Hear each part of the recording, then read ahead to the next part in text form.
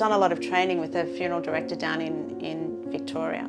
And there was with this one person who suicided. And that family who were absolutely mortified that they were never going to see their person again.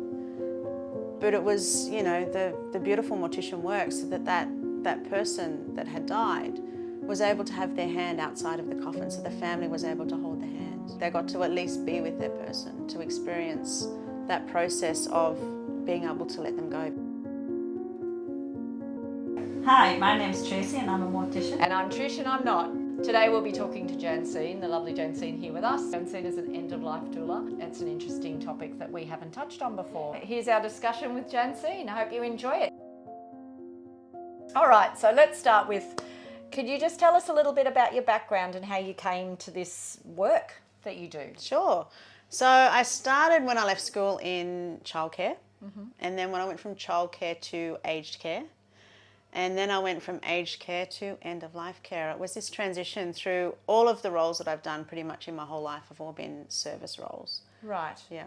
And they all combined, I'm assuming, to get you to the place where you are now. Exactly. Okay, which is not unlike your story. Yes. Really? Yeah, similar. So can you maybe explain for us, because we don't really know, and for our viewers what you do? What does an end-of-life doula do?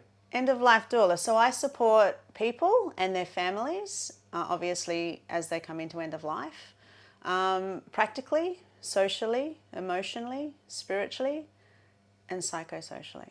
Wow.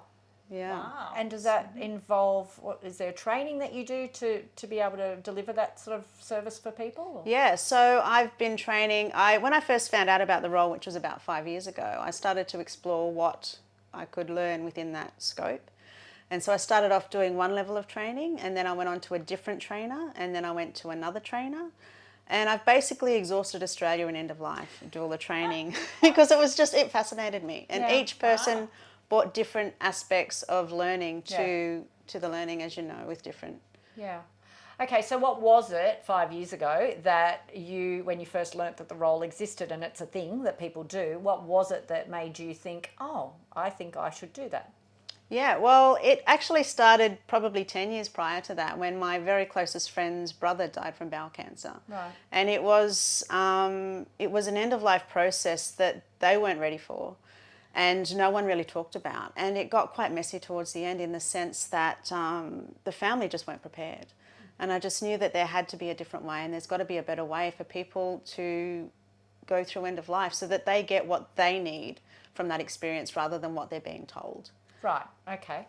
And so what are people being told, and what's the difference? What can they do and what are they being told? Can you sort of nutshell that? So in a nutshell, basically, I think that death is approached these days from a medical perspective, when really the medical perspective is very much part of it because we do have a high level of medical support in Australia.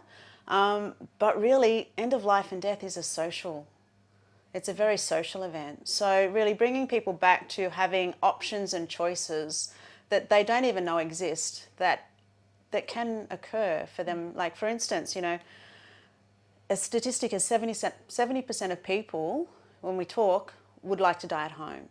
And yet 14% of people do because they just don't know how and they just don't know what's available to them. Right, and so obviously these are all things that need to be put in place well before the time. Absolutely. So that you're prepared. Okay, and let's get back to you and how you came to this role. So you've been to all these different courses and schools and teachers and people, and so then what happened for you? Then I decided to just dive out into that world, and I think for me it was just about being brave. So how was that for you? Well, initially that was really, really scary for me because I didn't know how people were going to respond to me supporting them at end of life. I didn't know, how it all worked. So it was really just stepping out. And what I learned was that families would contact me because they wanted support with the person that they had within their end of life. Yeah. And it was really about me just listening to their needs and responding rather than me coming in saying, you need this, this and this. Yeah, so you have a toolbox that you know about. The person says X, Y, Z is concerning them and you go, well, we can help with this, this, this and this. Okay, right. So it's sort of a reactive, evolving situation with each different family. Absolutely. Okay. And every family, it doesn't matter. If you've got two families with the same diagnosis, you'll get two very different outcomes, because there's things for them to experience that, you know, they're going to have their own journeys. Yeah. So really it's just being there to support them through that, rather than telling them what they need and what they should be doing. What did you learn in your courses? Like, what do they cover when you go to end-of-life doula school?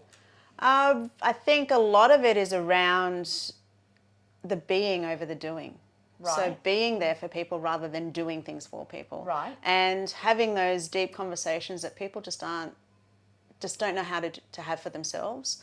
A lot of it is around learning how to hold space, which is, you know, an interesting concept, because literally, how do you hold space?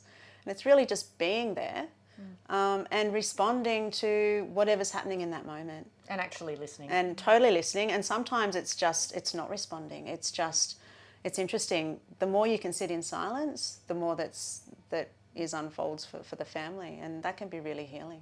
Yeah. And I guess also having a third party, impartial person come in is a big part of why it's important for people to explore that avenue of having someone else there. Yeah, absolutely. Okay, so how much practical experience did you have with people dying before you actually jumped in and thought, okay, well, I'm going to put it out there and tell people I can do this and see what comes my way? I'd had limited. So my grandma died 30 odd years ago, and I was there through that. And it was just really natural for me to be there. I was very comfortable in that space, and I wanted to be in that space. And I took my mother with me. She was very reluctant to be in that space, but I just felt it was a space to be in. It was totally natural. Yeah. And then, as I said, my closest friend's brother, who was at end of life, I didn't have a lot to do with that process. I learned a lot from their experience. And then in my aged care experience, like I was doing a night shift a lot, and I'd walk in and someone would have died, and they would have died alone and without family around, and I would be the person to tell the RN, who would then, you know, call end of life and then notify the family. So I recognised from those times in aged care that I could have done things so differently and just been there to support that person at that end of life space. So much of this we get from our viewers is that, and our listeners, is that people, it's the physical of death that people are afraid of, and they don't know what to expect. How did you feel going into this in other families, other people's situations, not even with your own family, but walking into a stranger's house and saying, okay, I'm here now, I can help you with this, and having then yourself to go through someone dying in front of you? Yeah. So when someone's actively dying, there's a series of things that occur. And really, some of them happen for some families and some don't. And you can't put a time frame on when and how it's all going to happen. It unfolds as it unfolds. But really, it's about educating the family and getting them comfortable and understanding the process, so that when these things do occur, the family go, oh, that's what that is. Oh, it's okay. Oh, it's normal. Like, it's really normalising the end of life and dying process, so that families can sit in that space and be really comfortable. And for me, a lot of it's about education. And if I'm educating the family well enough, and I do it well enough, my expectation around that is I don't need to be there. So I'm doulaing myself out of a role by supporting the family well enough for them to support their own person. Yeah, okay. Yeah. All right, so how was the first time for you? That was interesting. My first time actually was when I got a phone call to say that someone had died. And that person didn't want... So the person had already died. I'd not even met the person. But the family wanted to keep that person at home. And so for me, it was very much about going in after the death and supporting that family and how they can keep their person at home for 2 or 3 days before the funeral director was called in for the burial.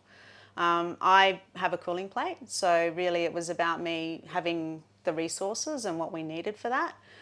So I went to the family and introduced myself to the person. Even though they're dead, it's very much about having respect for that person in that space.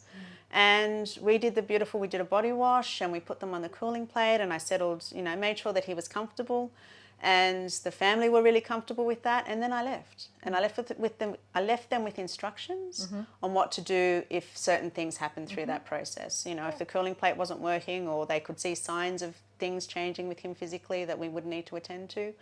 And they were very comfortable. I didn't hear from them for 3 days. And that whole 3 days, I'm like, what's going on? What's going on? But I just trusted that family was able to support their person in that space. That's beautiful. That's amazing. I like the fact that you're talking about setting them up to deal for themselves. which is so important. It's education, isn't it? And I think that's a big part of it. People tend to be quite afraid.